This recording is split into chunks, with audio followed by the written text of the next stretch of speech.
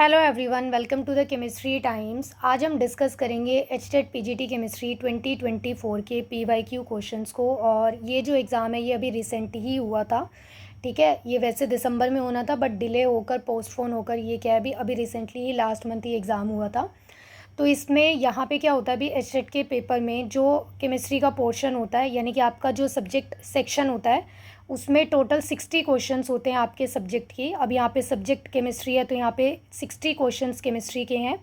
और जो 90 क्वेश्चंस होते हैं वो क्या होता है, कॉमन पार्ट होता है जिसमें आपको पैडागोजी और साथ में हिंदी, इंग्लिश और रीजनिंग और साथ में क्या होता है भाई जीके वगैरह ये सब पढ़ना होता है। तो आज की क्लास में हम यहाँ पे टोटल 60 क्वेश्चंस आते हैं। तो आज के सेशन में हम 30 क्वेश्चंस को डिस्कस करेंगे और जो नेक्स्ट 30 क्वेश्चंस है उनको नेक्स्ट क्लास में डिस्कस करेंगे। तो चलिए स्टार्ट करते हैं सेशन को। तो देखते हैं फर्स्ट क्वेश्चन क्या है। If the rate constant for some reaction is this, यहाँ पे आपको कोई एक रिएक्शन है उसके लिए रेट कांस्टेंट की वैल्यू गिवन है, that is 3 × 10⁴ litre per mole per second. Chemical kinetics topic से क्वेश्चन दिया हुआ है और केमिकल काइनेटिक्स हम 12th क्लास में पढ़ते हैं। देन इट्स ऑर्डर इज़, तो यहाँ पे क्या पूछा है, इसका ऑर्डर पूछा है कि यहाँ पे क्या बनेगा अगर रेट कांस्टेंट की वैल्यू ये होती है। तो ये आप कैसे पता कर सकते हो किसी भी रिएक्शन के लिए order, by recognising the unit, यानी कि यूनिट आपको आइडेंटिफाई करनी है और यूनिट अगर आपके समझ में आ गई कि कौन सी यूनिट है तो उसके बेसिस पे यहाँ पे आप ऑर्डर पता कर सकते हो। क्योंकि हर रिएक्शन के लिए यहाँ पे जो रेट कांस्टेंट की वैल्यू आती है उसकी जो यूनिट होती है वो डिफरेंट होती है। जैसे ज़ीरो ऑर्डर के लिए अलग आएगी यूनिट, फर्स्ट ऑर्डर के लिए अलग है, सेकेंड ऑर्डर रिएक्शन के लिए अलग आएगी। तो उसके बेसिस पे यहाँ पे आप डिसाइड कर सकते हो। तो ये हम पता कैसे करेंगे, यहाँ पे जो इसका जनरल फॉर्मूला होता है वो होता है यूनिट आइडेंटिफाई करने के लिए कंसंट्रेशन। अब कंसंट्रेशन का मतलब क्या होता है, मोल पर लीटर से कंसंट्रेशन की यूनिट क्या होती है भाई, मोल पर लीटर। तो मोल पर लीटर इसकी वैल्यू क्या होती है 1 - n, क्या होता है भाई यहाँ पे 1 - n होता है। और साथ में पर सेकंड टाइम होता है, टाइम मतलब टाइम इन्वर्स होता है तो यहाँ पे हम सेकंड लेंगे क्योंकि यहाँ पे सेकंड है तो ये पर सेकंड ऐसे आ गया। अब आपको क्या करना है, ये जो n की वैल्यू है ये ज़ीरो ऑर्डर के लिए 0 होगी, फर्स्ट ऑर्डर के लिए 1 होगी, सेकंड ऑर्डर के लिए 2 होगी, ऐसे वैल्यूज़ को पुट करना है।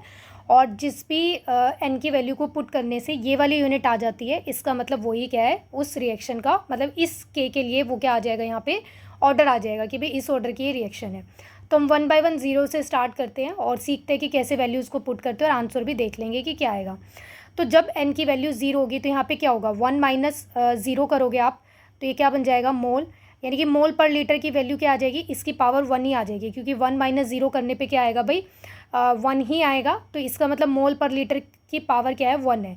तो मोल की पावर 1, लीटर इन्वर्स की पावर भी 1, तो यानी कि सेम एज इट इज़। और यहाँ पे पर सेकेंड, बट यहाँ पे आपको क्या गिवन है मोल पर लीटर गिवन है और लीटर इन्वर्स है यहाँ पे सिंपली क्या है लीटर है। तो ज़ीरो ऑर्डर की रिएक्शन तो है नहीं ये, और बट ज़ीरो ऑर्डर का जो यूनिट होता है वो ये होता है।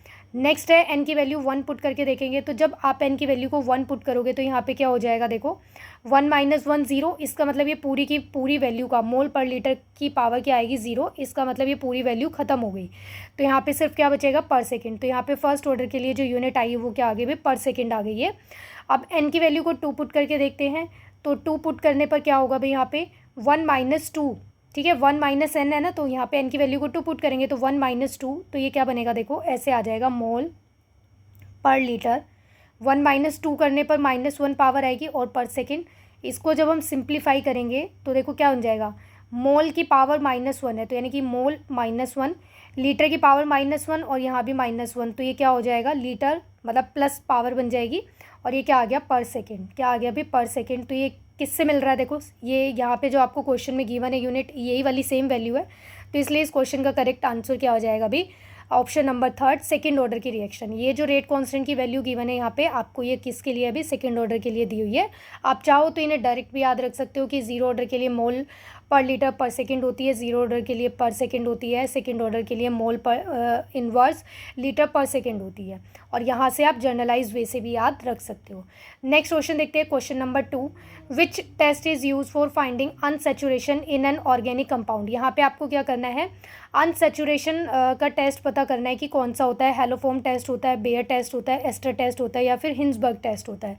तो देखो बेयर टेस्ट जो सबसे पहले हम ये समझते हैं कि अनसेचुरेशन का टेस्ट होता है, इसका मतलब मतलब क्या है? तो अनसैचुरेशन का मतलब होता है कि मल्टीपल बॉन्ड्स को आइडेंटिफाई करना। अब मल्टीपल बॉन्ड्स क्या हो सकते हैं? कार्बन कार्बन डबल बॉन्ड या फिर कार्बन कार्बन ट्रिपल बॉन्ड।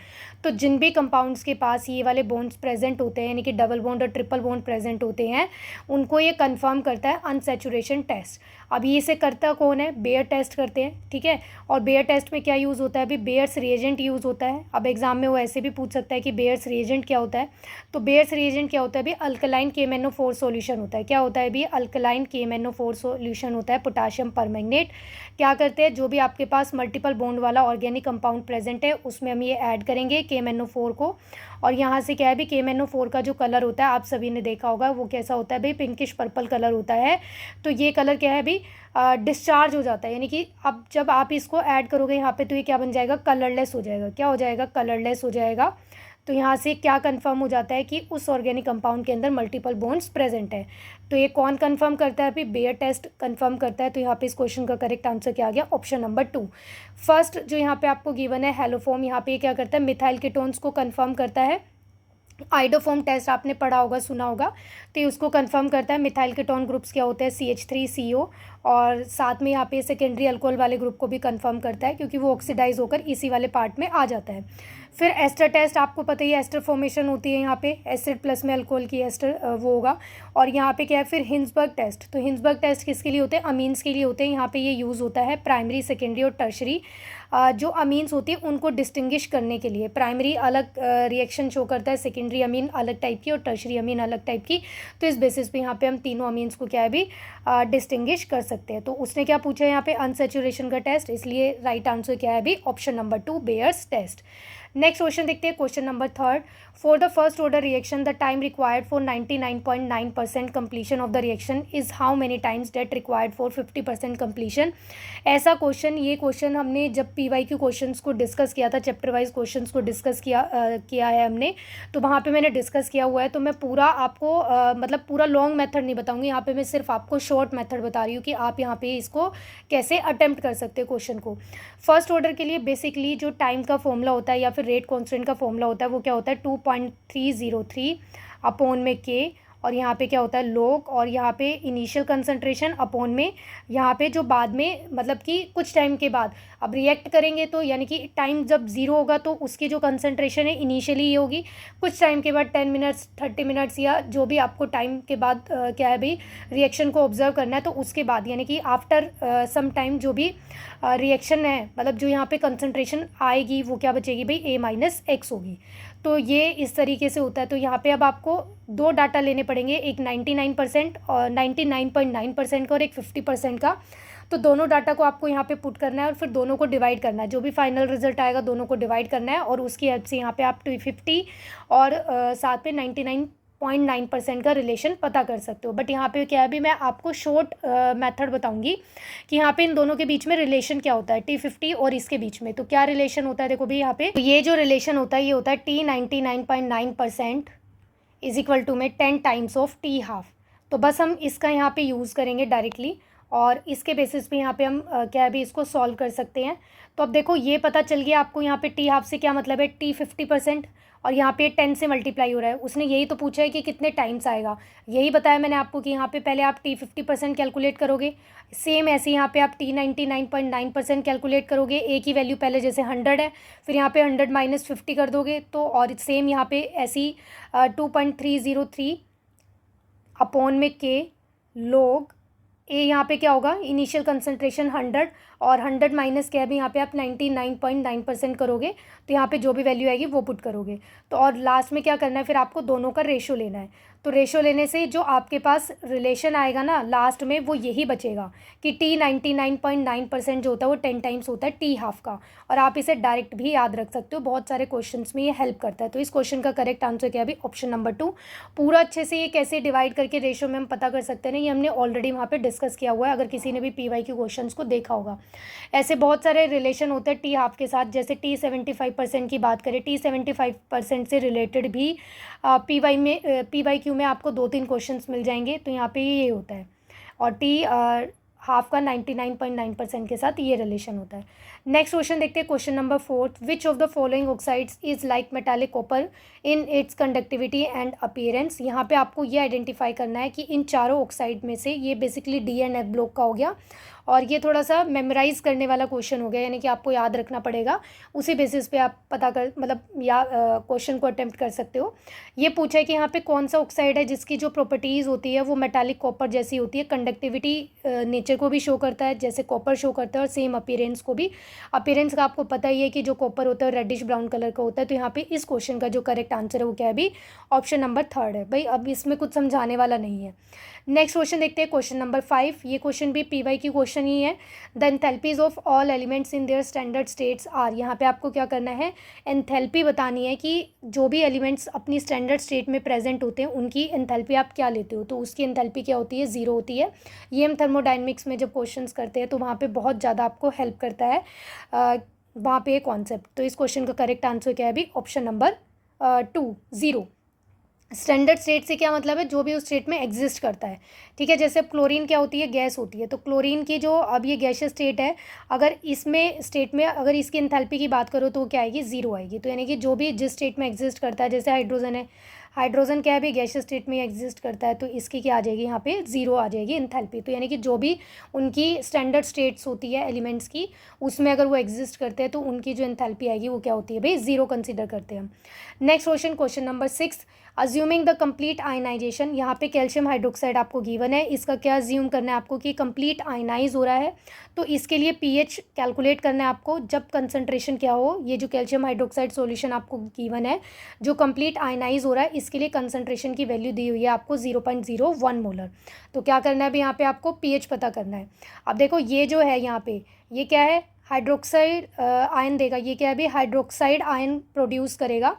ऐसे देखो, कैल्शियम हाइड्रोक्साइड जो है ये क्या है, Ca+2 और प्लस में क्या है 2 हाइड्रोक्सिल आयन प्रोड्यूस करेगा।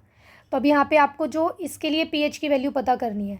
अब ये सॉल्यूशन तो कैसा हो गया, बेसिक, और इसकी जो कंसंट्रेशन दी हुई है सॉल्यूशन की वो कितनी है, 0.01 मोलर है। तो यहाँ पे इसकी कंसंट्रेशन होगी 0.01 मोलर। तो यहाँ पे कैल्शियम आयन भी ये इतने ही प्रोड्यूस करेगा, और यहाँ पे 2 है भाई, अगर बैलेंस करते हैं इसको तो ये क्या है, 2 आएगा। तो उसके अकॉर्डिंग यहाँ पे हाइड्रोक्सिल आयन की कंसंट्रेशन तो 0.01 है, बट यहाँ पे 2 लिखा है तो इसे आपको क्या करना पड़ेगा, 2 से मल्टीप्लाई करना पड़ेगा। तो यहाँ पे टोटल जो हाइड्रोक्सिल आयन की कंसंट्रेशन है वो ये हो गई। तो अब आपको पता क्या करना है, पीएच, बट सॉल्यूशन क्या कर रहा है, आपको हाइड्रोक्सिल आयन दे रहा है। तो यहाँ से हम पहले क्या है, पीओएच फाइंड आउट करेंगे, फिर पीओएच और जो पीएच का रिलेशन होता है उसको यूज़ करके यहाँ पे हम क्या करेंगे, पीएच की वैल्यू को फाइंड आउट करेंगे। तो कैसे करेंगे, देखो क्वेश्चन, पहले हम यहाँ पे फाइंड आउट करेंगे पीओएच इस सॉल्यूशन के लिए। तो यहाँ पे क्या आ जाएगा, जो टोटल वैल्यू है कितनी हो जाएगी भाई, 0.002 ये आ गई यहाँ पे। ठीक है, अब ये यहाँ पे इसकी कंसंट्रेशन है। अब इसका क्या करते हैं, नेगेटिव लॉगरिथम लेते हैं। भाई मैंने फॉर्मूला गलत लिख दिया, ये बनेगा पीएच इजिकल टू में क्या होता है, negative logarithm of hydroxyl ion की कंसंट्रेशन, और जब हम पीओएच की बात करते हैं तो क्या होता है, negative logarithm of hydroxyl ion की कंसंट्रेशन। तो इसको ठीक करते हैं, तो ये बनेगा यहाँ पे negative logarithm of hydroxyl ion की कंसंट्रेशन, मतलब कि 0.02, और 0.02 को आप कैसे लिख सकते हो, 2 × 10⁻³ तो वही हम यहाँ पे करेंगे, नेगेटिव को आगे रखा, log इंटू में 2 इंटू में 10⁻³ अब जिन्होंने भी पहले वीडियोस को देखा हुआ है उनको पता होगा ये बहुत अच्छे से कॉन्सेप्ट कि log a मल्टीप्लाई में b जो होता है वो किसके इक्वल होता है भाई, log a प्लस में b के इक्वल होता है। और जब भी किसी की कोई पावर होती है, जैसे log a की पावर x है, तो पावर क्या हो जाती है, log में आगे आ जाती है, तो ये बन जाता है x log a। तो यहाँ पे ये दोनों रिलेशन का यूज़ करेंगे, तो ये क्या बन जाएगा, जो ये नेगेटिव साइन है इसको आगे रखेंगे, तो अब ये मल्टीप्लाई है तो यानी कि ऐसे लिखा जाएगा log a प्लस में log b, अलग अलग करके लिखेंगे। अब यहाँ पे क्या है, जो b है ये जो है ये क्या है, पावर में है, तो इसकी पावर क्या हो जाएगी, आगे आ जाएगी। तो इसको ऐसे लिख सकते हैं हम, log 2 प्लस का साइन आएगा, बट यहाँ पे क्या है, मैं डायरेक्ट ही माइनस लिख देती हूँ क्योंकि यहाँ पे देखो पावर आगे आएगी, तो पावर आगे आएगी, -3 आगे आएगा, तो प्लस का साइन क्या है, माइनस बन जाएगा। तो यहाँ पे बन जाएगा 3 log 10। अब क्या करना है आपको, log 2 की वैल्यू देखनी है, तो log 2 की वैल्यू जो होती है 0.3। ये मैंने इक्विलिब्रियम वाले चैप्टर में आपको सिखाया हुआ है कि कैसे log 1 से लेके log 1.1 तक यानी कि 11 तक आपको वैल्यूज़ मेमोराइज़ करनी है, और कैसे ये वैल्यूज़ आपके डाटा में क्वेश्चंस में हेल्प कर सकती है जब इस तरीके के क्वेश्चन पूछे जाए। तो log 2 की वैल्यू क्या होती है, 0.3 होती है। 3 log 10 की वैल्यू होती है 1, तो यहाँ पे क्या हो जाएगा, अब ये नेगेटिव साइन अगर अंदर जाएगा तो 3 तो पॉजिटिव हो जाएगा, 3 मल्टीप्लाई और ये 0.3। तो यहाँ पे ये जो माइनस करने पे वैल्यू आएगी कितनी आ जाएगी भाई, 2.7 आ जाएगी। क्या आ गई भाई, 2.7। अब PH और प्लस में POH ये किसके इक्वल होता है, 14 के। भाई जो पूरा स्केल होता है PH और हाइड्रोक्सिल आयन यानी कि हाइड्रोनियम आयन हाइड्रोक्सिल आयन का जो पूरा स्केल होता है उनका सम किसके इक्वल होगा, 14 के, क्योंकि वो पूरी रेंज होती है। तो यहाँ पे हमने क्या फाइंड आउट किया है, POH फाइंड आउट किया है। तो PH की वैल्यू क्या आ जाएगी, 14 माइनस POH। भाई ये इधर चला जाएगा, तो POH की वैल्यू कितनी आई है, 2.7। तो 2.7 यहाँ पे रखेंगे और ये सब्ट्रैक्ट करने के बाद कितनी आ जाएगी भाई, 11 पॉइंट समथिंग आएगी, मतलब कि 11.3। तो इस क्वेश्चन का correct answer option number 4। Next question number 7। Molisch test जो होता है उसको आइडेंटिफाई करना है कि किसके लिए यूज़ करते हैं, प्रोटीन्स के लिए, ऑयल के लिए, फैट के लिए, कार्बोहाइड्रेट के लिए। तो ये जो मोलिश टेस्ट होता है किसके लिए यूज़ करते हैं अभी, कार्बोहाइड्रेट्स के लिए यूज़ करते हैं। कैसे होता है, देखो भाई आपके पास कोई भी कार्बोहाइड्रेट होगा, अब ये जैसे जो ग्लूकोज होता है, आपको पता है ग्लूकोज, फ्रक्टोज, ये सब किसके एग्जाम्पल्स है भाई, कार्बोहाइड्रेट्स के एग्जाम्पल्स होते हैं। तो इसकी रिएक्शन हम कराते हैं किसके साथ, बेसिकली यहाँ पे जो मोलिस टेस्ट में रिएजेंट यूज़ होता है वो होता है एक तो अल्फा नेप्थोल और साथ में हम लेते हैं कंसनट्रेटेड H2SO4, इनके साथ रिएक्शन कराते हैं। तो यहाँ पे वही आपको रिएक्शन कंप्लीट समझाई हुई है कि देखो यहाँ पे क्या आपके पास कार्बोहाइड्रेट है, कंसनट्रेटेड H2SO4 के साथ रिएक्शन कराई, तो यहाँ पे क्या है, एक फरफ्यूरल टाइप का कंपाउंड बन जाता है, जो कि ये यहाँ पे स्ट्रक्चर बनाया हुआ है। तो अब ये जो बना है हाइड्रोक्सी मिथाइल फरफ्यूरल, ये फर्दर अल्फा नेप्थोल के साथ रिएक्शन करता है कंसनट्रेटेड H2SO4 की प्रेजेंस में। तो एक क्या करता है अभी, ये कॉम्प्लेक्स टाइप का कुछ स्ट्रक्चर बना लेता है, कंपाउंड बनाता है, जिसका कलर क्या होता है, पर्पल और वॉयलेट। तो ये जो पर्पल और वॉयलेट कलर आना क्या शो करता है कि भाई ये कार्बोहाइड्रेट यहाँ पे प्रेजेंट है, यानी कि ये पॉजिटिव टेस्ट देता है। पर्पल अगर वॉयलेट कलर शो होता है तो इसका मतलब क्या है कि पॉजिटिव टेस्ट है। इट मीन्स यहाँ पे क्या प्रेजेंट है, अभी जो भी आप टेस्ट कर रहे हो कार्बोहाइड्रेट के लिए कर रहे हो, तो यानी कि यहाँ पे कार्बोहाइड्रेट प्रेजेंट है। नेक्स्ट क्वेश्चन देखते हैं, question number 8। The average rate for the reaction, यहाँ पे क्या है अभी आपको एवरेज रेट पता करना है। एक रिएक्शन गिवन है N2O5 नाइट्रोजन, क्या है अभी यहाँ पे पेंटाऑक्साइड गिवन है, इसका NO2 और O2 बना रहा है। इसके लिए जो एवरेज रेट की वैल्यू गिवन है वो ये दिया हुआ है आपको, और रेट ऑफ प्रोडक्शन बताना है। रेट ऑफ रिएक्शन को हम कैसे लिख सकते हैं, रेट ऑफ रिएक्शन को, एवरेज रेट ऑफ रिएक्शन होता है, आप उसे कैसे लिख सकते हो कि जो रिएक्टेंट है वो तो टाइम के साथ जब उसने रिएक्ट करना स्टार्ट किया तो विद इंक्रीजिंग टाइम क्या होता है अभी, वो तो डिक्रीज़ होना स्टार्ट हो जाता है, यानी कि रिएक्टेंट कंज्यूम हो रहा है और धीरे धीरे प्रोडक्ट की फॉर्मेशन होने लगती है। तो हम इसके लिए कैसे लिखते हैं यहाँ पे, -1/2। अब रिएक्टेंट ये है ना, तो इसकी कंसंट्रेशन यहाँ पे डिक्रीज़ हो रही होगी, तो यहाँ पे क्या है, इसकी कंसंट्रेशन लिखी जाती है, और इक्वल टू में क्या आता है भाई, यहाँ पे इक्वल टू में करके लिखते हैं ये कि भाई इसकी जितना ये डिक्रीज़ हुआ होगा उतना ही इंक्रीज़ हुआ होगा, तो इसलिए यहाँ पे क्या होता है, इक्वल टू का साइन होता है। और यहाँ पे क्या है, प्लस का साइन आएगा, क्योंकि रिएक्टेंट कंज्यूम हो रहे हैं तो नेगेटिव साइन, क्योंकि वो तो कम होते जा रहे हैं और प्रोडक्ट की फॉर्मेशन होती जा रही है, बनते जा रहे हैं वो, तो इसलिए यहाँ पे प्लस का साइन आता है। तो यहाँ पे आएगा 1/4 और NO2 की कंसंट्रेशन सेम ऐसे ही यहाँ पे। अब O2 के लिए कोई मतलब यहाँ पे स्टिक्योमेट्रिक कोफिशिएंट तो गिवन नहीं है, मतलब जो भी यहाँ पे स्टिक्योमेट्रिक कोफिशिएंट होते हैं ना उनको ऐसे आप 1/, करके लिख सकते हो। तो यहाँ पे क्या है, अब इसके लिए तो कुछ गिवन ही नहीं है, तो ये तो सिंपली ऐसे ही लिखा जाएगा। यहाँ पे बेसिकली d/dt भी होता है, ठीक है, ऐसे भी करके लिखते हैं या फिर डेल करके लिखते हैं, तो ये d/dt भी होता है।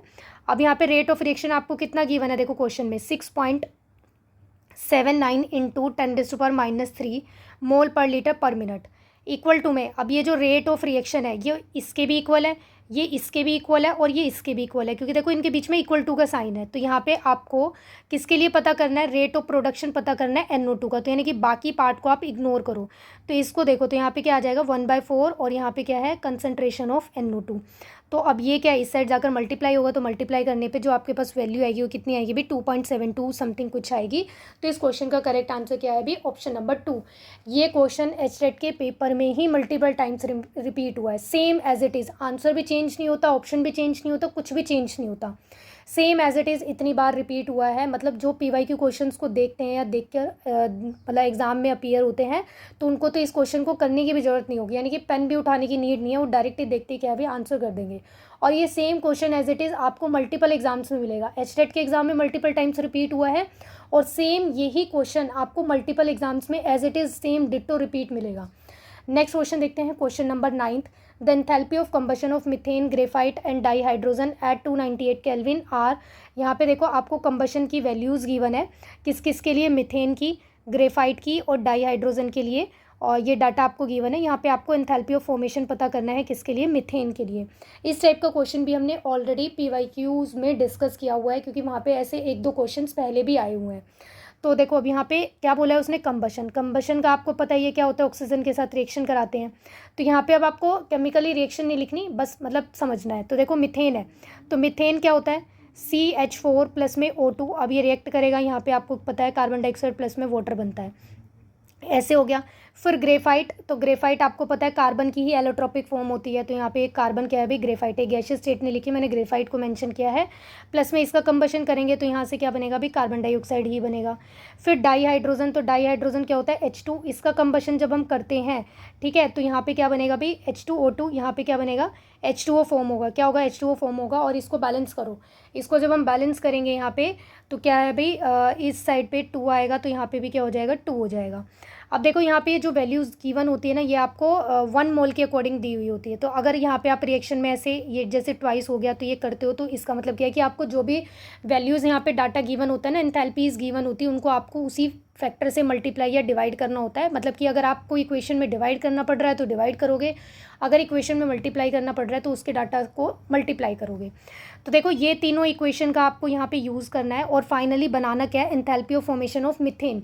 तो अब मीथेन देखो बनेगा कैसे, कैसे बनेगा, कार्बन ग्रेफाइट है ना यहाँ पे, तो कार्बन होगा, और साथ में क्या है यहाँ पे ऑक्सीजन होगा, और सॉरी हाइड्रोजन होगा। मीथेन बनाना है ना, तो हाइड्रोजन होगा, तो इससे बनेगा यहाँ पे मीथेन।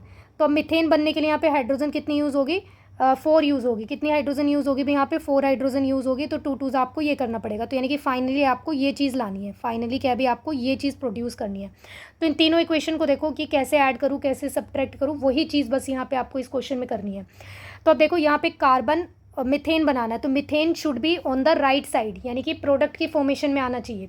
बट इस डाटा को देखोगे तो यहाँ पे इसके अकॉर्डिंग जो मीथेन है वो कहाँ पर है, लेफ्ट में है। तो यानी कि इस इक्वेशन को आप क्या कर दो, अपोजिट। तो मीथेन के कंबशन के लिए आपको जो वैल्यू गिवन है वो कितनी दी हुई है, -890 गिवन है।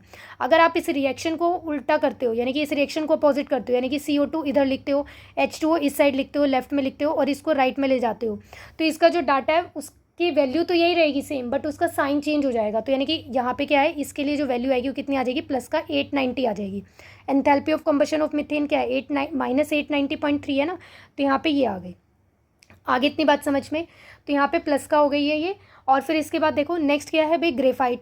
तो अब यहाँ पे कार्बन जो है, कार्बन आपका राइट में ही है, सॉरी लेफ्ट में ही है, आपको लेफ्ट में ही चाहिए, और जो हाइड्रोजन है वो आपको लेफ्ट में चाहिए, यानी कि रिएक्टेंट साइड पे चाहिए, तो वो यहाँ से आ जाएगा। तो यानी कि इन दोनों इक्वेशन को आपको अपोजिट नहीं करना, रिवर्स नहीं करना, इन दोनों इक्वेशन को एज इट इज़ रखना है और इसको चेंज कर देना है। तो इसका मतलब ये हुआ कि यहाँ पे इन दोनों इक्वेशन को अगर आप चेंज नहीं कर रहे हो, तो देखो यहाँ से क्या होगा, इसमें से इस इक्वेशन को, अगर ये इक्वेशन और इस इक्वेशन को अगर आप ध्यान से देखते हो, तो यहाँ पे ये दोनों तो क्या है, ऐड हो जाएंगे ऐसे, कार्बन प्लस में 2H2, ऐसे ये ऐड हो जाएंगे।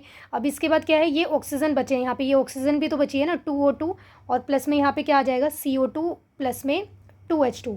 अब देखो एक बात और यहाँ से आपको ध्यान रखनी है कि आपको जो डाईहाइड्रोजन के लिए वैल्यू गिवन है वो एक ही मोल के लिए गिवन है, यानी कि जब यहाँ पे एक ही यूज़ हो रहा होगा, बट यहाँ पे क्या है 2 है, तो 2 के लिए यहाँ पे आपको इसकी वैल्यू को क्या है भाई, 2 से मल्टीप्लाई करना पड़ेगा। क्या करना पड़ेगा, 2 से मल्टीप्लाई करना पड़ेगा। तो इसकी वैल्यू यहाँ पे आपको कितनी दी हुई है भाई, देखो -285.8 गिवन है।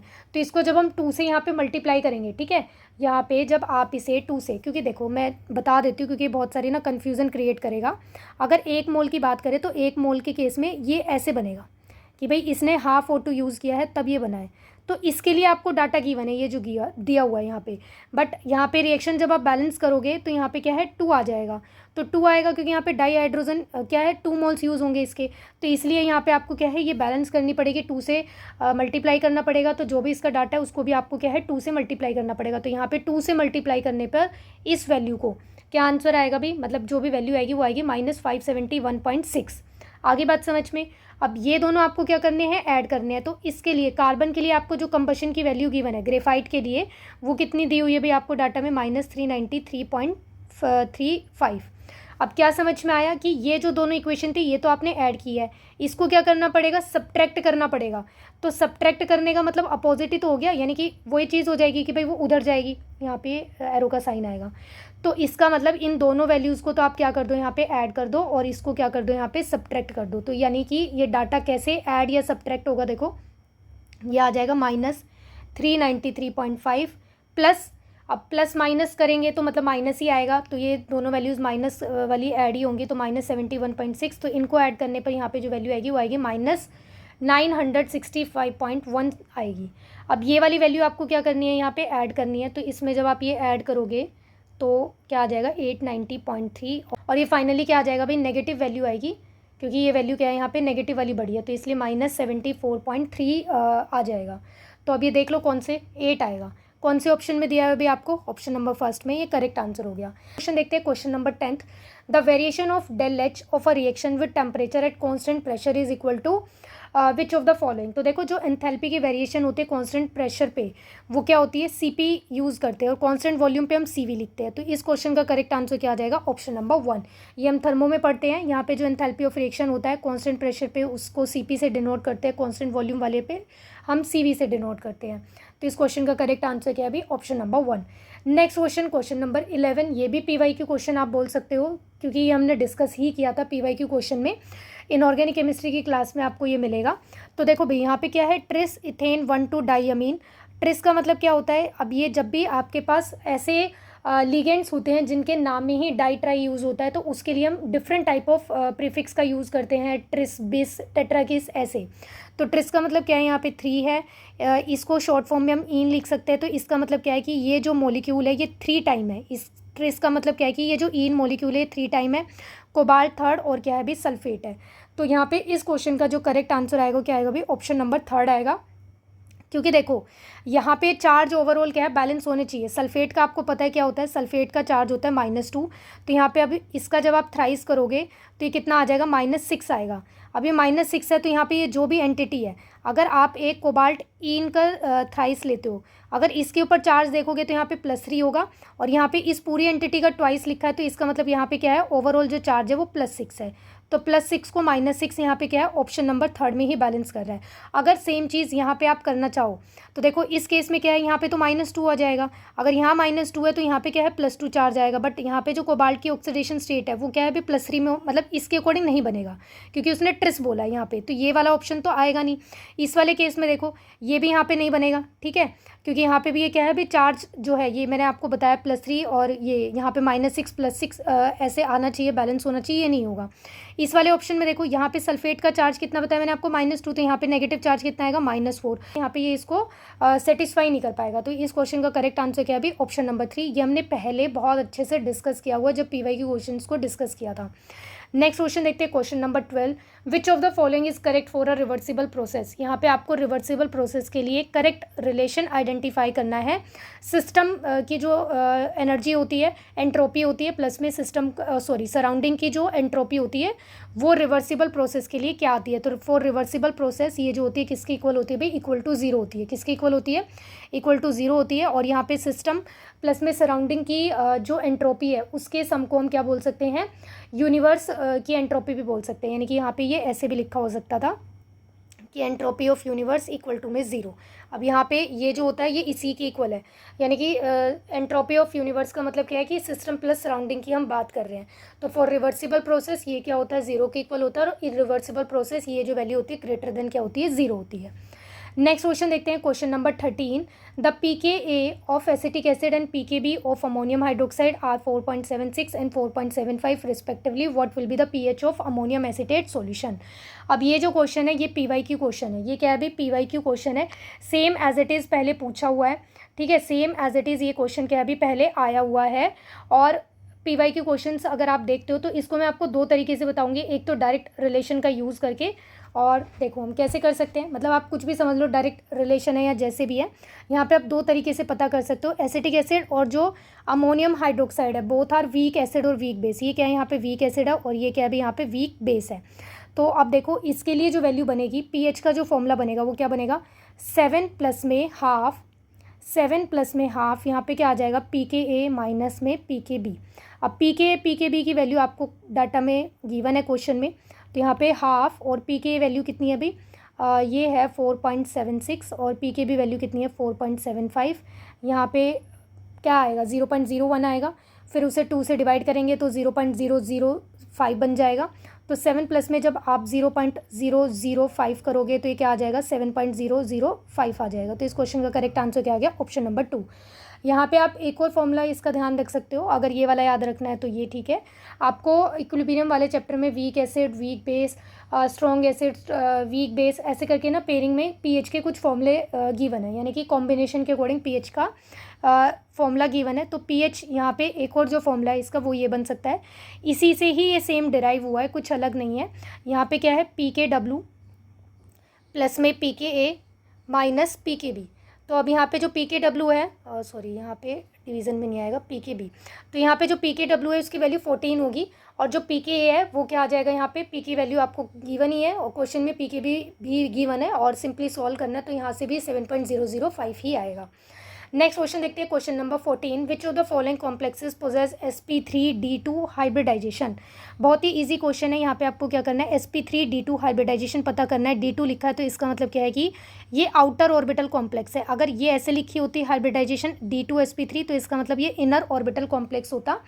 यहाँ पे इसका मतलब इसने इनर डी ऑर्बिटल का यूज़ किया, यहाँ पे इसने आउटर का यूज़ किया है। तो आउटर वाले कौन यूज़ करते हैं, वीक फील्ड लिगेंड करते हैं, क्योंकि वो पेयरिंग नहीं कराते। तो यहाँ पे जब आप ऑप्शंस को देखोगे तो इनमें क्या है, एक फ्लोराइड ही एक ऐसा है भाई जो वीक फील्ड लिगेंड है। ये तो स्ट्रॉन्ग होते हैं, ये मॉडरेट में आता है, तो ये सब तो पेयरिंग करा सकते हैं। यहाँ पे जो फ्लोराइड है वो क्या होता है, वीक फील्ड लिगेंड होता है, तो ये पेयरिंग ही नहीं कराएगा। अगर ये पेयरिंग नहीं कराएगा तो ये आउटर डी ऑर्बिटल्स का यूज़ करेगा। तो इसलिए इस क्वेश्चन का करेक्ट आंसर क्या है अभी ऑप्शन नंबर 1। ठीक है, यहाँ पे इसकी ऑक्सीडेशन स्टेट कैलकुलेट करके देखना क्या आएगी। कोबाल्ट की ऑक्सीडेशन स्टेट +3 आएगी। यहाँ पे कोबाल्ट का जो इलेक्ट्रॉनिक कन्फिग्रेशन बनेगा +3 के अकॉर्डिंग, कोबाल्ट की नॉर्मल होती है 3d7 4s2 होती है। तो यहाँ से 3 इलेक्ट्रॉन गए, 2 यहाँ से और एक यहाँ से, तो बचा 3d6। तो यहाँ पे आपको क्या करना है, ऐसे ये 3d6 करके ये करना है। तो ये 4 इलेक्ट्रॉन बच गए, तो अब ये पेयरिंग नहीं करेंगे। तो यहाँ पे क्या है S, ये P ऐसे, और यहाँ पे क्या है ये D आउटर वाला ऐसे करके ये यूज़ करेंगे। तो इस बेसिस पे क्या बोलेंगे भी हम कि यहाँ पे इसने आउटर डी ऑर्बिटल का यूज़ किया है, sp3d2 इसकी हाइब्रिडाइजेशन बनेगी। नेक्स्ट क्वेश्चन देखते हैं, question number 15, the unit of cryoscopic constant kf is. यहाँ पे आपको kf की क्या करनी है अभी, यूनिट आइडेंटिफाई करनी है। तो बेसिकली ये सॉल्यूशन चैप्टर से क्वेश्चन है, उसमें हम 4 कोलिगेटिव प्रॉपर्टीज़ पढ़ते हैं। तो वहाँ पे जो फ्रीजिंग पॉइंट वाला डिप्रेशन इन फ्रीजिंग पॉइंट होता है, वहाँ पे कांस्टेंट यूज़ होता है जिसको हम क्रायोस्कोपिक कांस्टेंट बोलते हैं। तो इसका जो रिलेशन होता है वो क्या होता है, देखो ΔTF इज इक्वल टू में क्या होता है KF मल्टीप्लाई में M क्या होता है अभी, यहाँ पे मोलालिटी होती है। मोलालिटी की यूनिट आपको पता ही है, मोलालिटी की यूनिट क्या होती है, मोलालिटी का फॉर्मूला क्या होता है, मास ऑफ सोल्यूट अपॉन में वेट ऑफ सॉल्वेंट होता है। तो मास जो मोल्स है, सॉरी यहाँ पे मास नहीं होता, जो यूनिट होती फॉर्मूला होता है मोलालिटी का वो होता है मोल्स ऑफ सोल्यूट, क्या होता है मोल्स ऑफ सोल्यूट अपॉन में वेट ऑफ सॉल्वेंट होता है। तो मोल्स की यूनिट तो मोल ही होती है, वेट की यूनिट क्या होती है kg। तो यानी कि मोलालिटी की जो यूनिट है वो क्या आ गई, मोल पर kg, क्या आगे भी मोल पर kg आ गई है। और जो अब यहाँ पे आपको क्या करना है, kf की यूनिट पता करनी है। tf क्या है, यहाँ पे टेम्परेचर से रिलेटेड होता है, टेम्परेचर डिफरेंस होता है ये। तो टेम्परेचर की जो यूनिट होती है वो केल्विन, तो यहाँ पे क्या आ जाएगा केल्विन। और ये इस साइड आपको इसकी यूनिट पता करनी है ना, तो ये मल्टीप्लाई में इस साइड आके डिवाइड में आएगा। तो डिवाइड में आने से ये क्या है, मोल पर kg ऐसे आएगा, मोल ये पर kg। तो अब यहाँ पे यूनिट क्या बन जाएगी, केल्विन। तो एज इट इज़ मोल क्या हो जाएगा, इन्वर्स हो जाएगा, क्योंकि डिनोमिनेटर में है ये, और जो kg यहाँ पे इन्वर्स में था ये क्या है, प्लस में हो जाएगा। तो ये इसकी यूनिट आ गई। कौन से ऑप्शन में गिवन है अभी, ऑप्शन नंबर 3 में। तो इस क्वेश्चन का करेक्ट आंसर क्या है, ऑप्शन नंबर 3। 3rd और 4th ऑप्शन देखो सिमिलर टाइप के हैं, तो इसलिए आपको थोड़ा ध्यान रखना है। ठीक है, ऐसे जल्दबाजी में नहीं अटेम्प्ट करना, नहीं तो इसका आंसर 4th भी लग सकता है, क्योंकि यहाँ पे भी 1 पावर दे रखी है, बट यहाँ पे प्लस की पावर है और यहाँ पे नेगेटिव है। नेक्स्ट क्वेश्चन देखते हैं, question number 16, in a process 701 joule of heat is absorb by system. ये थर्मोडायनेमिक्स से क्वेश्चन हो गया, और ये क्वेश्चन एनसीईआरटी से ही क्वेश्चन है। ये भी आपको बहुत सारे पेपर में question as it is same देखने को मिलेगा। तो देखो यहाँ पे क्या बोला है उसने कि सिस्टम है कोई, उसने हीट को एब्जॉर्ब किया है, इतनी हीट को एब्जॉर्ब किया है। तो जब भी हीट को एब्जॉर्ब करते हैं, जब भी हीट को क्या करते हैं अभी, एब्जॉर्ब करते हैं, तो इसका मतलब हीट को आप क्यू से डिनोट करते हो, हीट को हम क्या है भाई क्यू से डिनोट करते हो। और जब भी हम हीट को क्या करते हैं अभी, एब्जॉर्ब करते हैं, तो वो क्या होती है, प्लस होती है। क्या होती है, प्लस होती है, पॉजिटिव वैल्यू आती है। और यहाँ पे work done by the system है। अब देखो जब कोई एब्जॉर्ब करेगा तो यानी कि उसने कुछ ना कुछ गेन किया है, तो गेन करना तो अच्छी बात है, मतलब ऐसा समझ लो। समझने के लिए देखो कि जब भी हम कोई चीज़ गेन करते हैं तो वो क्या है, अच्छी चीज़ है। तो उसके हिसाब से यानी कि हमारा कुछ फ़ायदा हुआ, तो यानी कि क्यू क्या हो गया यहाँ पे पॉजिटिव, क्योंकि उसने हीट क्या की है, सिस्टम ने एब्जॉर्ब की है। और 394 joule of work done by the system ने काम किया है। तो देखो जब आप काम करते हो तो आपकी एनर्जी क्या होती है, लॉस्ट होती है। तो इसका मतलब यहाँ पे work done by the system जो है, डब्ल्यू की वैल्यू क्या बनेगी, यहाँ पे नेगेटिव बनेगी। डब्ल्यू की वैल्यू क्या बनेगी, यहाँ पे नेगेटिव बनेगी। तो यहाँ पे फर्स्ट लॉ ऑफ थर्मोडायनेमिक्स का आपको यूज़ करना है। तो del u is equal to में क्यू प्लस डब्ल्यू आप लिख सकते हो। और यहाँ पे डेल यू क्या होता है भाई, चेंज इन इंटरनल एनर्जी होती है। तो क्यू की वैल्यू कितनी है भाई, यहाँ पे 701 होगा। और यहाँ पे प्लस है तो प्लस माइनस क्या है, माइनस ही हो जाएगा, क्योंकि यहाँ पे work done by the system है। तो नेगेटिव साइन 394। और ये वैल्यू जब आएगी आपके पास सॉल्व करने के बाद तो कितनी आएगी भाई, 307 जूल आएगी। कितनी आएगी भाई, 307 जूल। तो इस क्वेश्चन का करेक्ट आंसर क्या आ गया, ऑप्शन नंबर 2। नेक्स्ट क्वेश्चन देखते हैं, क्वेश्चन नंबर 17। ये क्वेश्चन भी मल्टीपल टाइम्स रिपीट हुआ है भाई एग्जाम में। Deficiency of which of the following vitamin causes increase blood clotting time. ये तो मुझे लगता है और भी दूसरे एग्जाम्स में भी बहुत बार क्वेश्चन सेम टू सेम देखने को मिलेगा कि कौन से विटामिन की डेफिशिएंसी की वजह से जो ब्लड क्लॉटिंग टाइम होता है वो क्या है भी इंक्रीज हो जाता है। तो इस क्वेश्चन का करेक्ट आंसर क्या है भी, ऑप्शन नंबर 1 विटामिन के। नेक्स्ट क्वेश्चन देखते हैं, what is the pH of आपको एक एक्वस सॉल्यूशन गिवन है, किसके लिए भी, HCl के लिए। और इसके लिए पीएच की वैल्यू फाइंड आउट करनी है, यानी कि आपको यहाँ पे कंसंट्रेशन गिवन है, पीएच पता करना है। अब देखो देखने में क्या लगेगा कि यहाँ पे आपको डायरेक्ट ये वाला फॉर्मूला यूज़ करना है, पीएच इज इक्वल टू में negative logarithm of hydrogen ion की कंसंट्रेशन, वो आपको दी हुई है 10⁻⁸ और यहाँ पे आप 8 log 10 करके 8 इसका आंसर कर दोगे। बट इसका ये आंसर क्या है भी, इनकरेक्ट है। ये क्या है भी, यहाँ पे इनकरेक्ट है, ये ऐसे नहीं होगा। यहाँ पे जो कंसंट्रेशन है क्या हो जाती है, बहुत ही ज़्यादा डाइल्यूट हो जाती है। तो जब भी बहुत ज़्यादा डाइल्यूट कंसंट्रेशन हो जाती है ना, 10⁻⁸ है, देखो बहुत ज़्यादा डाइल्यूट हो गया है। तो जब भी डाइल्यूट कंसंट्रेशन होती है ना, एसिड हो या फिर चाहे बेस हो, तो उस केस में जो वाटर का आयनाइजेशन होता है ना, वो भी मैटर करता है। तो यानी कि वाटर का आयनाइजेशन जो होता है, ऑटो आयनाइजेशन होता है, उसके अंदर आपके पास यहाँ पे H पॉजिटिव भी बनते हैं और प्लस में हाइड्रोक्सिल आयन भी बनते हैं। तो ये जो H पॉजिटिव है और ये जो हाइड्रोक्सिल आयन है, ये भी यहाँ पे क्या है, उस सॉल्यूशन में प्रेजेंट होंगे, जिसकी वजह से पीएच और पीओएच की वैल्यू में मतलब वो कॉन्ट्रीब्यूट करते हैं। तो due to the dilute concentration, ये डाइल्यूट कंसंट्रेशन के केस में ही होता है। यानी कि आप ये समझ लो, जब 10⁻⁻ इस तरह से -8 -9 ऐसे जब कभी आपको कैलकुलेट करना हो उस केस में। तो अब देखो यहाँ पे पीएच फाइंड आउट करना है। तो अब यहाँ पे जो टोटल हाइड्रोजन आयन की कंसंट्रेशन होगी, टोटल हाइड्रोजन आयन की कंसंट्रेशन बनेगी, वो इस एसिड से भी बनेगी, यानी कि H पॉजिटिव एसिड वाले भी होंगे यहाँ पे, और प्लस में H पॉजिटिव यहाँ पे वाटर वाले भी होंगे। तो पहले तो आपको क्या करना पड़ेगा, यहाँ पे टोटल H पॉजिटिव पता करने पड़ेंगे। तो एसिड के लिए तो आपको क्वेश्चन में दिया हुआ ही है 10⁻⁸, प्लस में यहाँ पे देखो ऑटो आयनाइजेशन ऑफ वाटर, इसमें क्या होता है, जितने यहाँ पे H पॉजिटिव बनते हैं उतने ही क्या होते हैं यहाँ पे, मतलब इसके केस में क्या होता है, ये होता है, यानी कि हाइड्रोक्सिल आयन, और ये क्या होता है 10⁻⁷ होते हैं। तो यहाँ पे क्या आ जाएगी, 10⁻⁷ आ जाएगी। तो यहाँ से हम क्या करेंगे, 10⁻⁷ को कॉमन लेंगे, अंदर क्या बचेगा, यहाँ पे तो 1, प्लस में यहाँ पे तो ये बाहर चला गया, तो 1 प्लस में यहाँ पे क्या आ जाएगा, 10⁻⁻1। अब 10⁻⁻1 का मतलब क्या है, 1/10। तो 1/10 प्लस 1 करोगे तो यहाँ पे क्या है, 11/10 आ जाएगा, यानी कि आप इसे लिख सकते हो 1.1। क्या लिख सकते हो भाई, 1.1। तो इन शॉर्ट यहाँ पे ये आ जाएगा 10⁻⁷ मल्टीप्लाई में 1.1। तो अब टोटल H पॉजिटिव ये है आपके पास। तो फॉर्मूला क्या होता है भाई, negative logarithm of hydrogen ion की कंसंट्रेशन। तो यहाँ पे हाइड्रोजन आयन की वैल्यू पुट कर दो। तो ये क्या आई है भाई, 1.1 इंटू में 10⁻⁷। इस नेगेटिव साइन को हम एज इट इज़ रखेंगे। तो यहाँ पे वही फॉर्मूला यूज़ हो जाएगा जो पीछे मैंने आपको बताया, log A इंटू -b।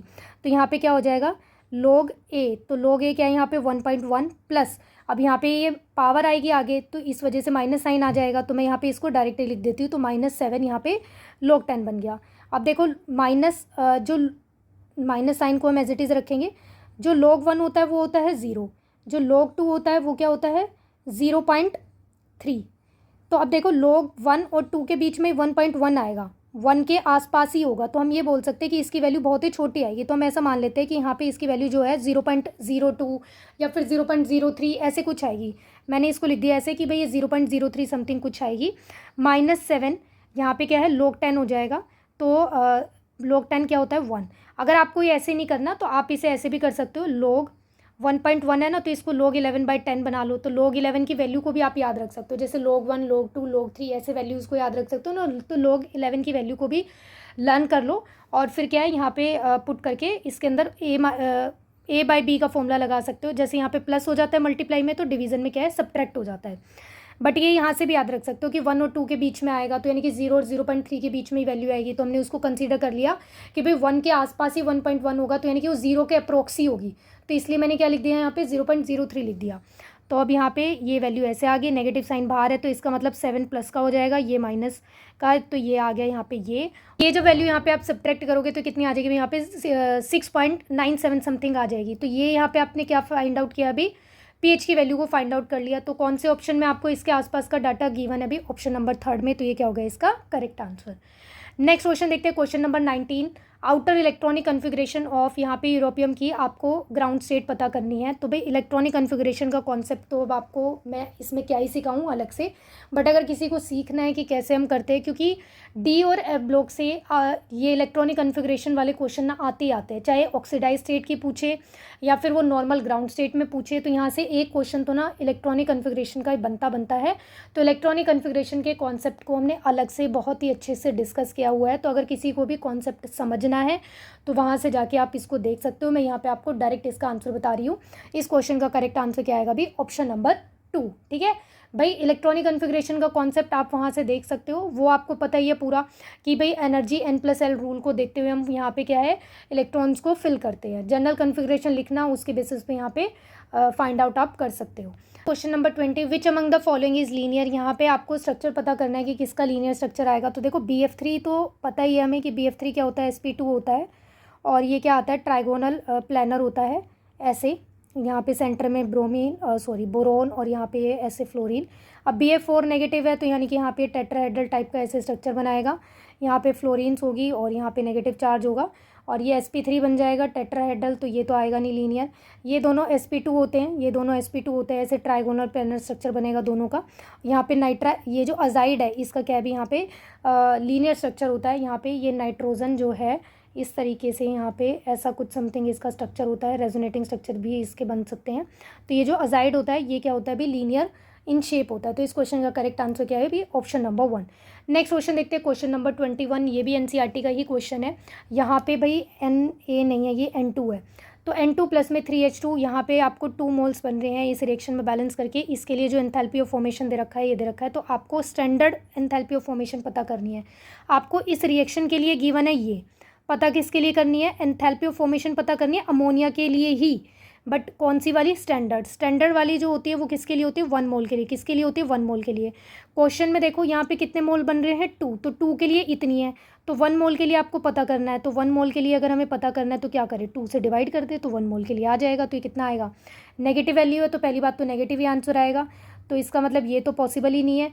अब यहाँ पे डिवाइड करने पे कितना आएगा भी 46 पॉइंट समथिंग आएगा, तो 2 आएगा, 46.2 नेगेटिव ही आएगी। तो इस क्वेश्चन का करेक्ट आंसर क्या है, ऑप्शन नंबर 3। नेक्स्ट क्वेश्चन देखते हैं, question number 22, which of the following complex does not show geometric isomerism. यहाँ पे आपको क्या करना है, ज्योमेट्रिक आइसोमेरिज्म पता करना है कि कौन शो करता है कौन नहीं करता है। तो बेसिकली ज्योमेट्रिक आइसोमेरिज्म से क्या मतलब है, जो सिस और ट्रांस टाइप के आइसोमेरिज्म शो करते हैं, सिस और ट्रांस। तो देखो यहाँ पे सिस और ट्रांस जो है स्क्वायर प्लानर में बनेंगे। अब जैसे जो ज्योमेट्रिक आइसोमेरिज्म है वो क्या है भी 4 वाले शो कर सकते हैं, अब यहाँ पे 6 वाले भी शो कर सकते हैं वैसे तो, बट यहाँ पे जो कॉम्प्लेक्सेस गिवन है हम उसके अंदर ही देखेंगे। यहाँ पे 6 वाले ऑक्टाहेड्रल होते हैं, 4 कोऑर्डिनेशन नंबर वाले क्या होते हैं, स्क्वायर प्लानर। कोऑर्डिनेशन नंबर से क्या मतलब है कि यहाँ पे कितने लिगेंड्स मेटल से अटैच है। अब देखो यहाँ पे कितने हैं, अमोनिया 2 है, क्लोरीन 2 है, यहाँ पे 4 है और यहाँ पे 2 है और ये है। तो अब यहाँ पे उसने ज्योमेट्रिक आइसोमेरिज्म पूछा है, तो इनमें से सब शो कर सकते हैं, बट जो 4th ऑप्शन है ये शो नहीं करेगा। क्यों, इसका रीज़न क्या है, क्योंकि देखो यहाँ पे सारे के सारे लिगेंड कैसे सेम है। अगर सारे ligand, all ligands are same, तो कैसे यहाँ पे ज्योमेट्रिक आइसोमेरिज्म बन सकता है। ज्योमेट्रिक आइसोमेरिज्म से क्या मतलब है, सिस और ट्रांस ज्योमेट्री से। अब सिस और ट्रांस तो तभी बनती है ना जब लिगेंड्स को हम देखते हैं कि same type of ligand same side है या फिर अपोजिट साइड पे है तो उसे हम ट्रांस बोल देते हैं। बट यहाँ पे अगर सारे ही लिगेंड सेम है तो फिर कैसे आप सिस और ट्रांस देखोगे। तो यानी कि इस क्वेश्चन का जो करेक्ट आंसर है वो क्या आ जाएगा, ऑप्शन नंबर 4। अब देखो यहाँ पे ये वाला जो टाइप है ये कौन सा है, जब चारों ही लिगेंड क्या होते हैं, डिफरेंट होते हैं, ABCD टाइप के होते हैं। चारों लिगेंड्स कैसे होते हैं, डिफरेंट होते हैं। तो इसमें हम क्या करते हैं, बेसिकली किसी एक लिगेंड की पोजीशन को फिक्स कर देता है। जैसे मान लो मैंने यहाँ पे एक ही लिगेंड को फिक्स कर दिया, इसके रिस्पेक्ट में यहाँ पे D है, यहाँ B है और यहाँ पे क्या है B आ गया, C आ गया, ABCD। तो एक तो ये पॉसिबल है, किसी एक लिगेंड की पोजीशन को फिक्स कर देंगे। जैसे मान लो मैं ए को फिक्स कर देती हूँ, तो यहाँ पे दूसरे में क्या पॉसिबिलिटी हो जाएगी कि ए की पोजीशन तो फिक्स है, यहाँ पे बी और सी को चेंज कर दे, डी एज इट इज़ है, यहाँ पे सी के प्लेस पे ये आ गया और इसके प्लेस पे ये आ गया। नेक्स्ट में क्या करूँ मैं, यहाँ पे नेक्स्ट पॉसिबिलिटी क्या है, यहाँ पे जैसे 4 लिगेंड है तो ए की पोजीशन तो फिक्स ही है। अब मैंने क्या किया, यहाँ पे ये जो लिगेंड है सी इधर आ गया, ठीक है, ए के इस साइड पे रिस्पेक्ट में सी आ गया, यहाँ पे बी चला गया और ये क्या आ गया, यहाँ पे डी लिख देंगे, ठीक है, यहाँ पे क्या आ गया, डी आ गया। तो अब देखो क्या कर रहे थे हम, यहाँ पे किसी एक लिगेंड की पोजीशन को फिक्स कर रहे थे, तो अब यहाँ पे एक लिगेंड की पोजीशन को हमने पकड़ के फिक्स कर दिया। तो अब ए के रिस्पेक्ट में देखो, ए के अपोजिट क्या है सी, ए के एडजेसेंट क्या है बी और डी, तो यहाँ पे इसके एडजेसेंट में क्या आ गया, डी आ गया। अब यहाँ पे देखो इसमें ए के अपोजिट में क्या आ गया, बी, ए के एडजेसेंट में क्या है, डी, और यहाँ पे क्या है, सी। तो अब देखो एडजेसेंट वाला तो सेम ही रखा है, तो यहाँ पे क्या है, ये क्या बन गए, सिस बन गए। यहाँ पे देखो ए डी, ये क्या बन गए, दोनों आपस में सिस है। अब इसके केस में देखो मैंने एक को पकड़ के फिक्स रखा था, तो अब ए के अपोजिट में यहाँ पे क्या आ गया, डी, तो ये क्या बन गया, यहाँ पे इसका ट्रांस बन गया। तो जब चारों लिगेंड्स डिफरेंट होते हैं तो इस तरीके से 3 टाइप के आइसोमर बनने पॉसिबल है, जिसमें से 2 सिस बनते हैं और एक क्या बनता है, ट्रांस बनता है। अब ये वाला तो सभी को पता होगा, पी टी, और इसमें 2 ऐसे यहाँ पे सेम वाले आ जाएंगे, जैसे क्लोरीन क्लोरीन, तो ये क्या बन गया, यहाँ पे इधर दोनों साइड अमोनिया आ जाएंगे, तो ये बन गया सिस। और जब ये अपोजिट हो जाएंगे, यानी कि यहाँ क्लोरीन है और यहाँ पे अमोनिया है, तो ये क्या आ जाएंगे, ट्रांस। ऐसे यहाँ पे ऑक्टाहेड्रल में भी बन सकता है, यहाँ पे 6 लिगेंड है तो इसमें क्या हो जाएगा, कोबाल्ट। ऐसे जब आप यहाँ पे अपोजिट पे क्लोरीन लगा दोगे और यहाँ पे बाकी 4 पोजीशन पे अमोनिया लगा दोगे तो ये ट्रांस है। और जब ये दोनों क्लोरीन इस पोजीशन पे आ जाएगी, यहाँ पे 4 पोजीशन पे अमोनिया, तो ये क्या बन जाएगा, यहाँ पे सिस स्ट्रक्चर बन जाएगा इसका। तो इस क्वेश्चन का करेक्ट आंसर क्या है, ऑप्शन नंबर 4। जब सारे लिगेंड सेम होते हैं तो ज्योमेट्रिकल आइसोमेरिज्म पॉसिबल नहीं है। नेक्स्ट क्वेश्चन देखते हैं, क्वेश्चन नंबर 23। मैच, यहाँ पे आपको मैचिंग करनी है, लिस्ट 1 और लिस्ट 2 में आपको कंडीशंस गिवन है, मतलब जो भी केस गिवन है वो देखते हैं। यहाँ पे सॉल्यूशन टॉपिक से क्वेश्चन है। फर्स्ट इसमें गिवन है आपको बेसिकली यहाँ पे रॉल्स लॉ का बिहेवियर देखना है, आइडियल नॉन आइडियल से रिलेटेड कुछ चेक करना है यहाँ पे। तो फर्स्ट है यहाँ पे, ये नॉन आइडियल नहीं आएगा भाई, यहाँ पे मिसप्रिंट हो रखा है, यहाँ पे आइडियल होना चाहिए। बेंजीन और जो टोलुइन है, जब सेम टाइप ऑफ स्ट्रक्चर होते हैं, बेंजीन का ऐसा होता है और जो ये है टोलुइन ये होता है, तो जब सेम टाइप ऑफ स्ट्रक्चर होते हैं जैसे हेक्सेन हेप्टेन, ठीक है, तो उनमें क्या होता है, वो आइडियल सॉल्यूशन की फॉर्मेशन करते हैं। तो यानी कि थर्ड का क्या हो गया, ए, तो थर्ड का ये देख लो भाई कौन से ऑप्शन में, थर्ड का ये यहाँ है, यहाँ है, तो फोर्थ और फर्स्ट क्या हो गया भाई, इनकरेक्ट हो गया है। अब एसीटोन और जो इथेनॉल है, एसीटोन और इथेनॉल है, ये क्या करते हैं भाई, यहाँ पे पॉजिटिव डेविएशन शो करते हैं, क्या करते हैं, पॉजिटिव डेविएशन शो करते हैं। तो फर्स्ट का क्या है, बी, तो फर्स्ट का बी किस में है, इसमें है, तो इस क्वेश्चन का करेक्ट आंसर क्या आ जाएगा, ये आ जाएगा। अब यहाँ पे हमने कैसे देखा कि पॉजिटिव डेविएशन आएगी या फिर नेगेटिव डेविएशन आएगी, तो यहाँ पे अपन रोल्स लॉ से कंपेयर करते हैं। तो बेसिकली इसमें क्या होता है, सॉल्यूट और सॉल्वेंट इंट्रैक्शन देखनी होती है।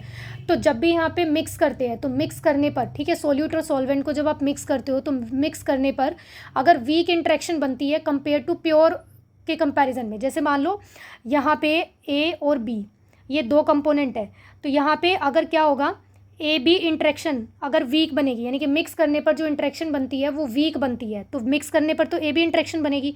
प्योर इंट्रैक्शन क्या होगी, ए और बी टाइप की इंट्रैक्शन होगी। तो यहाँ पे ये अगर वीक होती है, ये प्योर वाली इंट्रैक्शन स्ट्रॉन्ग होती है, तो वो क्या करते हैं, पॉजिटिव डेविएशन शो करते हैं। तो एसीटोन और इथेनॉल के केस में क्या होगा, जो इथेनॉल होते हैं, इथेनॉल क्या होता है, C2H5OH होता है। तो यहाँ पे जो दूसरा C2H5OH मॉलिक्यूल है, इसके साथ क्या है, यहाँ पे हाइड्रोजन बॉन्डिंग होगी, यहाँ पे क्या है, हाइड्रोजन बॉन्डिंग होगी।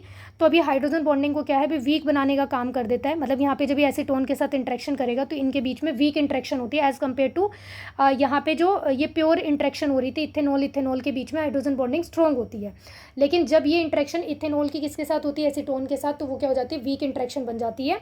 तो जब भी ऐसे वीक इंट्रैक्शन बनेगी तो उनके वेपर प्रेशर जल्दी बनते हैं और यहाँ पे क्या होता है भी पॉजिटिव डेविएशन होती है वो, यानी कि आइडियल अगर ऐसे आ रहा है तो पॉजिटिव डेविएशन का मतलब ये है, यानी कि वो जो स्ट्रेट लाइन होती है वो ऐसे बम्प ऊपर की तरफ थोड़ा हाई शो करती है।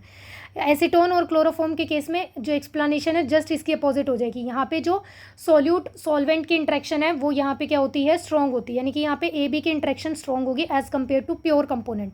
तो यहाँ पे एसीटोन और क्लोरोफॉर्म के केस में क्या होगा कि जब एसीटोन और क्लोरोफॉर्म को मिक्स करेंगे तो यहाँ पे जो इंट्रैक्शन बनेगी इन दोनों के बीच में वो स्ट्रॉन्ग होगी एज कम्पेयर टू एसीटोन और क्लोरोफॉर्म की इंट्रैक्शन की बीच से। और यहाँ पे इसी वजह से जो वेपर प्रेशर वो क्या हो जाते हैं, कम बनते हैं, और जिसकी वजह से ये जो ग्राफ है ये क्या है, ऐसे नीचे की तरफ शो होता है स्ट्रेट लाइन से, तो ये क्या आ जाएगा यहाँ पे, इसका नेगेटिव डेविएशन आ जाएगा।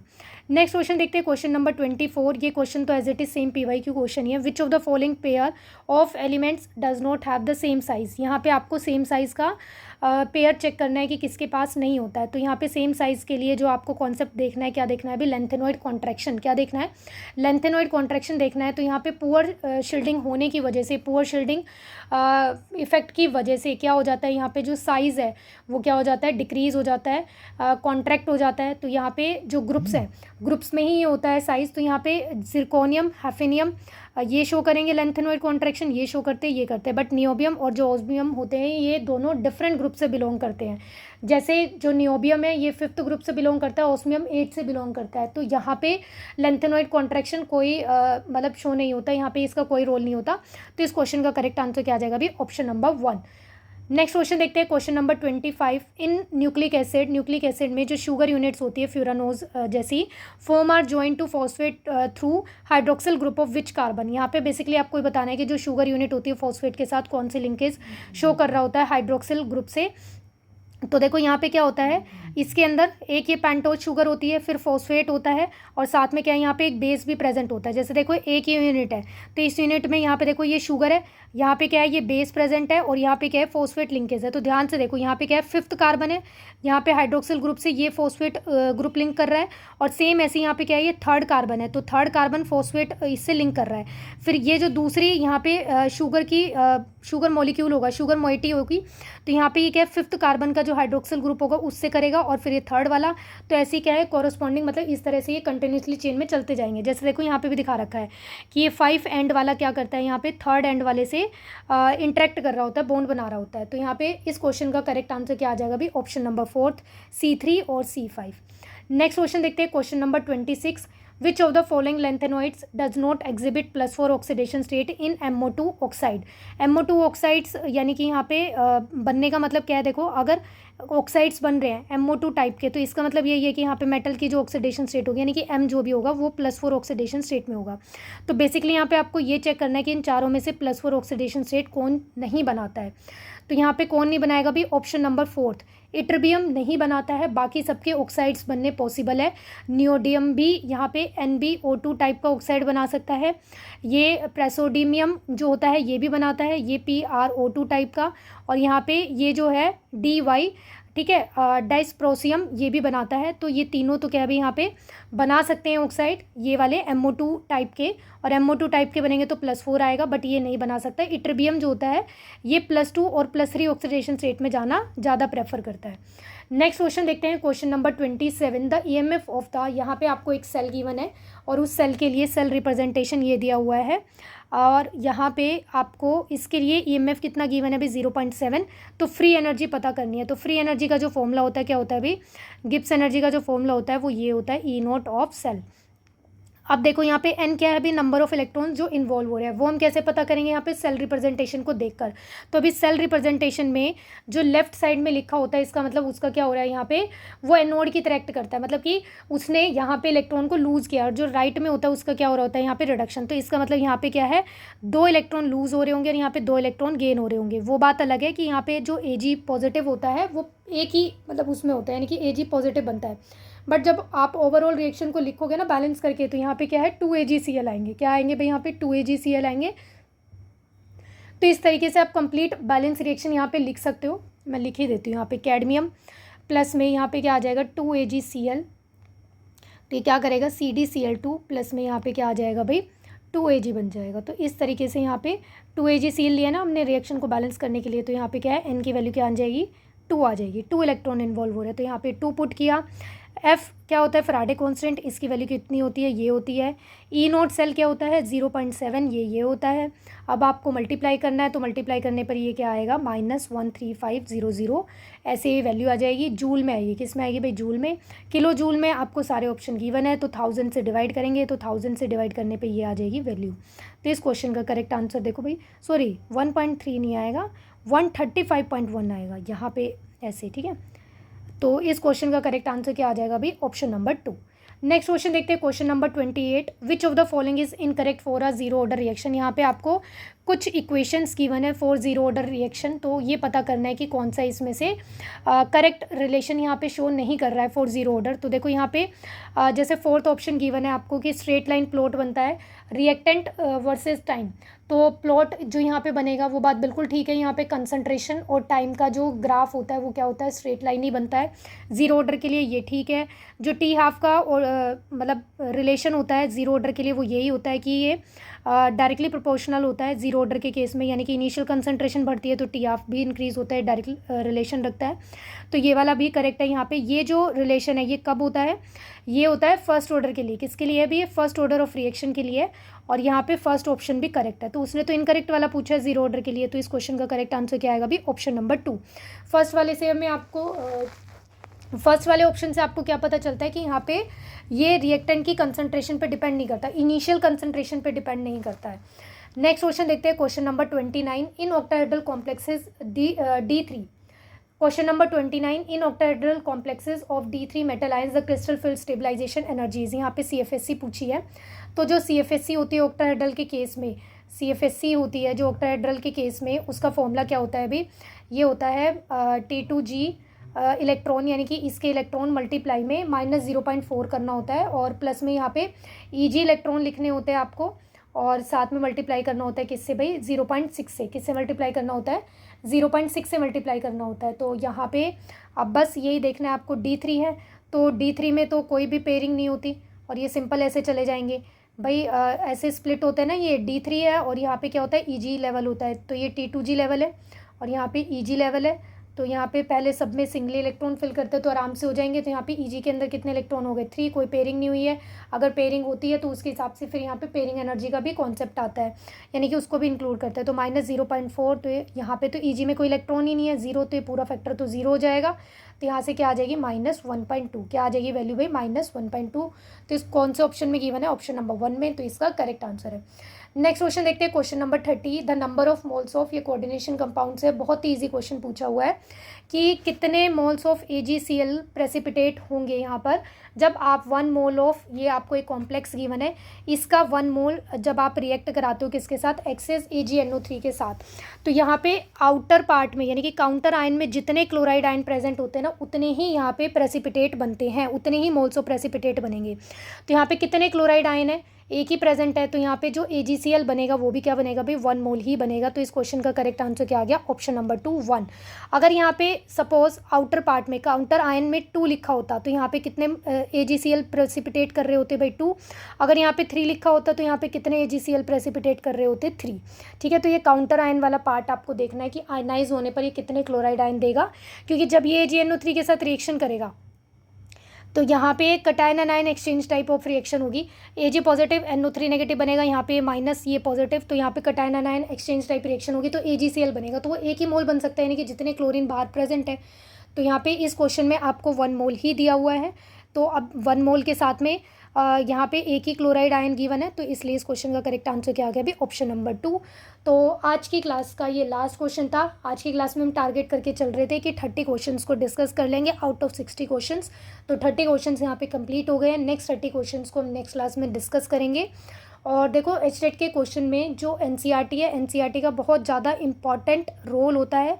आप देखना बहुत सारे क्वेश्चन जो है NCERT से एज इट इज़ उठकर आ जाते हैं। NCERT इन टेक्स्ट से, NCERT जो चैप्टर एंड एक्सरसाइज होती है वहाँ से, NCERT थ्योरी में से, लाइनों में से क्वेश्चंस होते हैं, और प्लस में NCERT एग्जाम्पलर से भी क्वेश्चंस होते हैं। तो अगर आपने 11th-12th केमिस्ट्री अच्छे से NCERT से पढ़ ली है, NCERT के सारे क्वेश्चंस को कर लिया है, तो आपको किसी कोर्स, किसी बैच की कोई नीड नहीं है।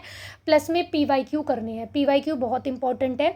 तो यहाँ पे अगर आपने सिर्फ NCERT और 11th-12th की बुक्स को फॉलो करके थोड़े बहुत क्वेश्चंस प्रैक्टिस किए हैं और साथ में PYQ क्वेश्चंस लगाए हैं, तो आराम से आपके क्वेश्चंस, आपके जो मार्क्स है केमिस्ट्री पोर्शन में 50 तक भी आ सकते हैं, आउट ऑफ 60 आपके 50 तक भी मार्क्स जा सकते हैं अगर आपने इन सब चीज़ों को, मतलब NCERT को अच्छे से फॉलो किया है। सेम ही TGT के लिए है। TGT में भी आपको केमिस्ट्री के पोर्शन के लिए कुछ भी अलग से करने की नीड नहीं है। सिर्फ आप NCERT पढ़ो, जितनी बार हो सकती है मल्टीपल टाइम्स NCERT की रीडिंग लगाओ, NCERT एग्जाम्पलर के क्वेश्चंस करो, और जो भी PYQ क्वेश्चंस है उनको देखो। बाकी अब प्रैक्टिस के लिए इधर उधर से जो भी अदर एग्ज़ाम्स होते हैं TGT के लिए उनके PYQ क्वेश्चंस को देख सकते हो। तो इतना सफिशिएंट है TGT के लिए। इनफैक्ट TGT का तो चैनल पे ही बहुत सारा कंटेंट आपको ऐसा मिल जाएगा कि उसके अलावा आपको नीड ही नहीं होगी। ठीक है, अगर आपने इतना भी कर लिया ना तो भाई अब देखो एक आध क्वेश्चन तो ऊपर नीचे आ ही जाते हैं जो थोड़े अलग होते हैं, जो हमने पढ़ा होता है, चाहे आप कोर्स लेके पढ़ लो चाहे आप खुद से प्रेप कर लो। होने को ऐसा भी हो सकता है कि सारे के सारे क्वेश्चन आपको as it is ditto same आपकी बुक में से आपने जहाँ से भी जिस भी सोर्स से प्रिपरेशन की है वहीं से मिल जाए। बट एक आध क्वेश्चन को हम एक्सेप्शन लेकर चल सकते हैं, चाहे TGT हो चाहे PGT हो, कि एक आध क्वेश्चन भी अलग पूछे जा सकते हैं। तो अगर आप केमिस्ट्री के पोर्शन में TGT में भी देखते हो, TGT की भी बात करते हो, तो वहाँ पे भी अगर आप एवरेज मोटा मोटा, वैसे तो देखो 20-20 ऐसे डिवाइड होने चाहिए, बट अगर आप 17-18 ऐसे भी कुछ क्वेश्चन का पार्ट लेकर चलते हो, चलो आप 15 से 20 के बीच की एवरेज लेकर चल लो कि ये क्वेश्चन का रेशो रहता है, तो इसमें से आराम से 12-13 क्वेश्चन तो कहीं भी नहीं गए जो आप NCERT को पढ़ के PYQ क्वेश्चंस को अटैम्प्ट करके और चैनल पे वीडियोस को देखकर अटैम्प्ट नहीं कर पाओगे। ऐसा भी हो सकता है कि आप पूरा 100% ही अटैम्प्ट कर लो।